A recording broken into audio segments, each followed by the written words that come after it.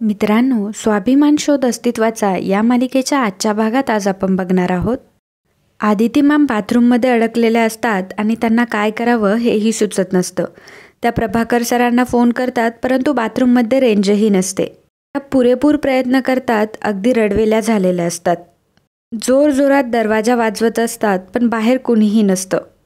तर शांतनू चव्हाण सरांना भेटण्यासाठी खाली आलेला असतो. शांतनू विचारतो की काय झालं सर, ऑफिसमधून फोन आला होता माझ्यासाठी. तेव्हा चव्हाण सर म्हणतात की विद्यापीठातून फोन आला होता तुमच्यासाठी. मीटिंगबद्दल काहीतरी आहे असं ते म्हणत होते. शांतनू म्हणतो की मग तुम्ही सांगितलं ना मी प्रोग्राममध्ये बिझी आहे म्हणून. तेव्हा चव्हाण सर म्हणतात की हो मी सांगितलं, तेव्हा ते नंतर करतो असं बोलले. शांतनू म्हणतो की बरं ठीक आहे, यानंतर जो काही निर्णय असेल तो मला कळवा, मी आहे वर. असं म्हणून शांतनू पुन्हा निघायला लागतो. शांतनू पायऱ्यांवरती चढत असताना त्याला दरवाजा ठोठवल्याचा आवाज येतो. तो आवाजाच्या दिशेने जातो आणि बाथरूमचा दरवाजा उघडतो. तर आतमध्ये आदिती मॅम असतात. आदिती मॅम अगदी रडत असतात. शांतनूला काय बोलावं ते सुचत नाही. शांतनू आदितीला विचारतो की तुम्ही ठीक आहात ना. आदिती म्हणते की मी ठीक आहे, पण मला माहीत नाही, मी आतमध्ये चेंज करायला गेले आणि बाहेरून कोणीतरी कडी लावून घेतली. किती वेळ सगळ्यांना हाका मारत होते, दार ठोकत होते, पण कोणीच आलं नाही. शांतनू म्हणतो की बरं ठीक आहे, तुम्ही घाबरू नका, आता कार्यक्रम सुरू होतोय, तुम्ही पटकन फ्रेश होऊन या आणि माझ्याबरोबर चला. ती पर्स द्या माझ्याकडे, डोंट वरी, मी आहे इथे बाहेर उभा. मग आदिती मॅम लगेच फ्रेश होण्यासाठी जातात. इकडे कल्पना मॅडम वैदेहीला म्हणत असतात की अगं वैदेही, अजून आदिती मॅम आल्या नाही आहेत, आपल्याला आता कार्यक्रम सुरू करायला हवा, जरा बघून येतेस का. पल्लवी म्हणते की वैदेही थांब, मी बघून येते. तेवढ्यातच मोठी आई म्हणते की कांचन मॅडम, प्रमुख पाहुण्यांची साडी खराब झाली आहे ना, त्या बदलून येत असतील, नाही तर त्यांना दुसरं काहीतरी महत्त्वाचं काम असेल. मी काय म्हणते, उगीच सगळ्यांचा खोळंबा कशाला, तुम्ही तुमचा कार्यक्रम सुरू करा. तेव्हा पल्लवी म्हणते की नाही नाही, मी पटकन बघून येते. पल्लवी जाणार तो शांतनू आणि आदिती मॅम तिकडनं येत असतात. त्या दोघांना एकत्र बघून सर्वांना खूप छान वाटतं. पल्लवी म्हणते, तर मॅम, अहो कुठे होता तुम्ही इतका टाईम. मोठी आई लगेच म्हणते की अहो काय हे आदिती मॅम, तुम्ही तर प्रमुख पाहुण्या ना, तुम्ही जर एवढा उशीर केला तर बाकीच्या लोकांचं कसं होणार. शांतनू म्हणतो की मोठ्या मॅडम, त्यांची काही चूक नाही आहे, त्या वॉशरूममध्ये होत्या तेव्हा चुकून बाहेरून कोणीतरी कडी लावली होती. आदिती मॅम म्हणतात की शांतनू सर वेळेवर आले म्हणून मी इथे येऊ शकले, फक्त त्यांच्यामुळे. कल्पना मॅडम म्हणतात की अरे बापरे, असं झालंय का, बरं मॅडम तुम्ही रिलॅक्स व्हा, आपण 5 मिनिटात कार्यक्रम सुरू करू. कांचन मॅडम एका मुलाला सांगतात की सागर, जरा मॅमच्या वेलकम ड्रिंकचं बघ. वेलकम ड्रिंकचं नाव ऐकल्यावर मोठ्या आईला लगेच कल्पना सुचते. ती जागेवरून उठते आणि त्या मुलाच्या मागोमाग जाते. तर इकडे दीपप्रज्वलनाची तयारी सुरू असते. मोठी आई जागेवरून उठून कुठेतरी चालली आहे हे पल्लवीने बघितलेलं असतं, परंतु तिला काहीच कळत नाही, कारण ती सर्वांमध्ये उभी असते. मोठी आई त्या मुलाकडे जाते, तो वेलकम ड्रिंक बनवत असतो. मोठी आई त्याला म्हणते की काय रे, झाली का सर्व तयारी. तेव्हा तो म्हणतो की हो झाली. आणि मोठी आई मुद्दाम बाटल्यांचा सेट खाली पाडते आणि म्हणते की अगं बाई, हे कसं पडलं, बरं मी उचलते. तेव्हा तो मुलगा म्हणतो की नाही तुम्ही थांबा, मी उचलतो. तो बाटल्या उचलण्यासाठी खाली वागतो. तर इकडे पल्लवीला डाऊटच असतो. पल्लवी मोठ्या आईच्या मागोमाग इकडे आलेली असते. पल्लवी मोठ्या आईला तिथे बघते आणि ती दाराजवळच उभी राहते. मोठी आई ड्रिंकमध्ये काहीतरी मिक्स करते. पल्लवी मनात विचार करते की मोठ्या आईंचं काय चाललंय हे, आता कुठला हा प्लॅन. मोठी आई त्या मुलाला विचारते की हे ड्रिंक कोणासाठी घेऊन जातोय तू. तेव्हा तो म्हणतो की आदिती मॅम आणि शांतनू सरांसाठी.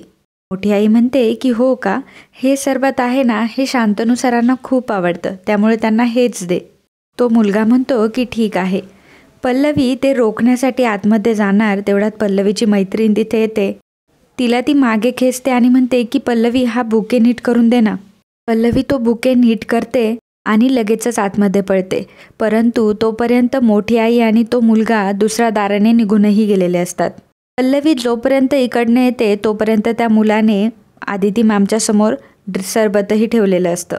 आदिती मॅम सरबत घ्यायला लागतात आणि नेमकी पल्लवी तिथे जात असते, परंतु पल्लवीची साडी एका चेअरला अटकते. ती त्या साडी सोडवण्याच्या नादात असते. तोपर्यंत आदिती मॅमनी ते वेलकम ड्रिंक पिलेलं असतं. त्यामुळं पल्लवी गुपचूप जागेवर बसून घेते. ती खूप घाबरलेलीही असते. तर वैदही सूत्रसंचालन करत असते. ती म्हणते की मी आदिती मॅमना विनंती करते की त्यांनी आपले विचार मांडावेत. आणि मग आदिती मॅम त्यांचं मनोगत व्यक्त करण्यासाठी माईकजवळ येतात. आदिती मॅम बोलण्यासाठी तोंड उघडतात, परंतु त्यांच्या तोंडातून आवाजच येत नाही आणि त्यांना प्रचंड खोकलाही येत असतो. त्यांची तब्येत खूपच खोलावलेली असते. वैदही विचारते की काय झालं मॅम? तेव्हा आदिती मॅम म्हणतात की अगं माझा आवाजच येत नाहीये. सर्वांना मात्र खूपच आश्चर्य वाटतं. ऑडियन्समध्ये सगळीकडे गजबज सुरू असते. मोठी आई मात्र खाली बसून या सर्व गोष्टीचा आनंद घेत असते. पल्लवी स्टेजवर जाते आणि म्हणते की सर्वजण शांत व्हा आणि प्लीज 1 मिनिट माझ्याकडे लक्ष द्या. पल्लवी म्हणते की मला असं वाटतंय की आदिती मॅमला नीट बोलता येत नाहीये. आपण सर्व बघतोय ना की त्यांचा आवाजच फुटत नाहीये. काही हरकत नाहीये, प्लीज रिलॅक्स. पल्लवी सर्वांना म्हणते की आपण सर्व आज आदिती मॅम आणि शांतनू सरांचे विचार ऐकायला इथे जमलोय. ठीक आहे, कदाचित आदिती मॅमला थोडा त्रास होतोय, पण शांतनू सर आहे इथे, त्यामुळे ते आदिती मॅमचा आवाज होऊ शकतात. म्हणजे मला असं म्हणायचं आहे की आदिती मॅमला जे आपल्यासमोर मांडायचं आहे ते शांतनू सर मांडतील. आणि मला माहिती आहे की आदिती मॅम कुठल्याही भाषणाला जाण्यासाठी अगोदर त्यांचं मनोगत लिहून आणतात. ते आजही त्यांनी लिहून आणलं असेल. मग झालं तर आदिती मॅम त्यांचं मनोगत शांतनू सरांच्या शब्दात सांगतील. मुलांना आईचा आवाज होणं यापेक्षा जगात दुसरी सुंदर गोष्ट कोणती असू शकते? आणि मग आदिती मॅम खाली बसतात आणि त्यांच्या पर्समधून भाषणाची चिठ्ठी काढतात आणि ती शांतनूकडे देतात. शांतनू ती चिठ्ठी घेतो आणि माईकजवळ जातो. पल्लवी देखील खाली येऊन बसते. प्रभाकर सर पल्लवीकडे बघून मनात म्हणतात की पल्लवी, तू खरंच जगावेगळी आहेस. तू आता जे काही केलंस ते आमच्यापैकी कोणाला सुचलंही नसतं. तू खरंच खूप मोठं काम केलंस आज. I am proud of you. मला खूप अभिमान आहे तुझा. तर शांतनू म्हणतो की नमस्कार. खरं तर तुम्ही इथे आदिती सूर्यवंशी यांचे काय विचार आहेत ते ऐकायला आलात आणि ते ऐकण्यासाठी तुम्ही उत्सुक आहात. त्यांचा जरा प्रॉब्लेम झाला आहे, त्यामुळे त्यांचे विचार तुमच्यापर्यंत पोहोचवण्याची जबाबदारी माझी आहे. प्लीज माझं जर काही चुकलं तर मला समजून घ्या. आज मी तुमच्यासमोर प्रोफेसर शांतनू म्हणून जरी उभा असलो तरी पण मी आदिती सूर्यवंशी यांचे विचार तुमच्यापर्यंत मांडण्याचा प्रयत्न करणार. सर्वजण टाळ्या वाजवतात. तेव्हा शांतनू मनोगत व्यक्त करायला सुरुवात करतो. तो वाचत असतो, कुठलीही स्त्री जेव्हा आई असते तेव्हा तिचं आयुष्य परिपूर्ण झाल्यासारखं तिला वाटतं. ती आणि तिचा आनंद यांच्यामधला दुवा असतो तर तिचं मूल. पोटात असल्यापासूनच आई मुलावर संस्कार करत असते. आपण त्याला गर्भसंस्कार असं म्हणतो. जन्मानंतर आईकडनंच मुलाला भाषेची ओळख होते. म्हणून आपल्या भाषेला आपण मातृभाषा असं म्हणतो.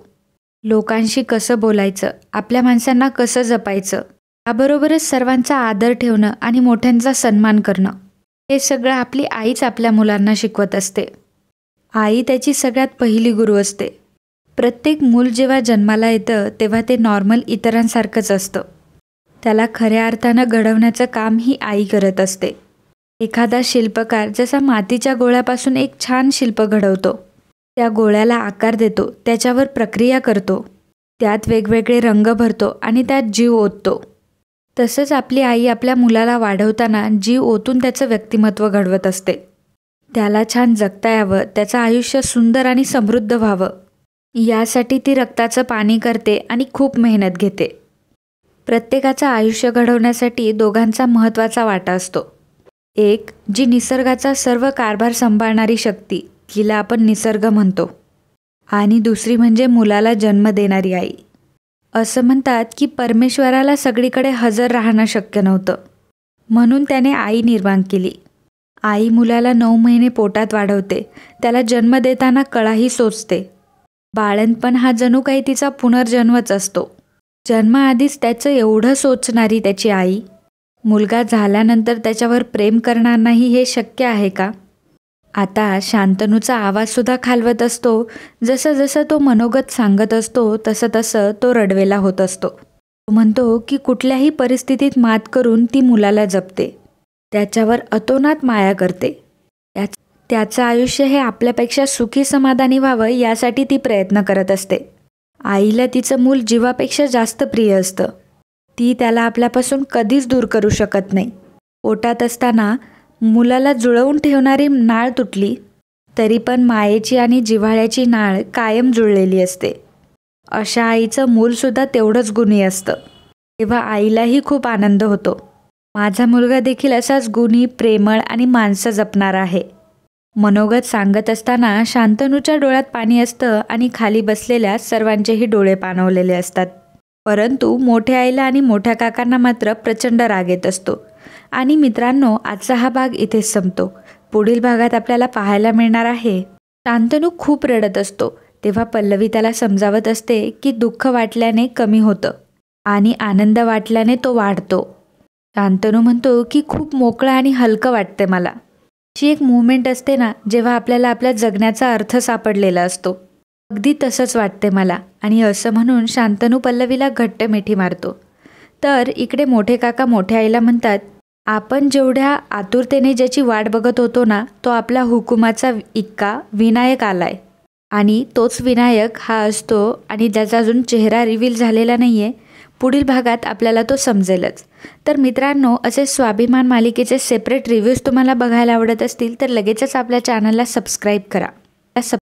मित्रांनो, कालच्या भागात कमेंट करणारे आपले दर्शक होते सरोज यंगलवार, सपना हुकारे, सुरेश कांडे, बालूराम डुबे, पूजा कांबळे, रमाकांत जाधव, लता गुरव, निकिता दोशी, अमृता भागवन, कमल माने, संगीता कांबळे, मंदा खरे, मुकुंद कुलकर्णी, नीलम गीते, किसन बुगडे, सुरेखा शर्मा, रेखा वाघमारे, वंदना तांबडे, सुभाष इंगळे, किशोर कुलकर्णी, गीता कोंडे, राधिका प्रथम शेट्टी, सायरा खान, मुकुंद कुलकर्णी, महेश नाईक, सोनी वानगुडे, गीता चंदेर, स्नेहल, योगेश मेश्रम, संजय जाधव, सरोज यंगलवार, गायत्री जोशी, रेश्मा भगत, अपेक्षा देठे, गीता फुलारी, सुरेश इंगोळे, निकिता साळवी, सुशांत जगनम, ज्ञानेश्वर आचारी, महेशा खोमणे, विनोद चोरवे, रवी कवडे, बीना परांजपे.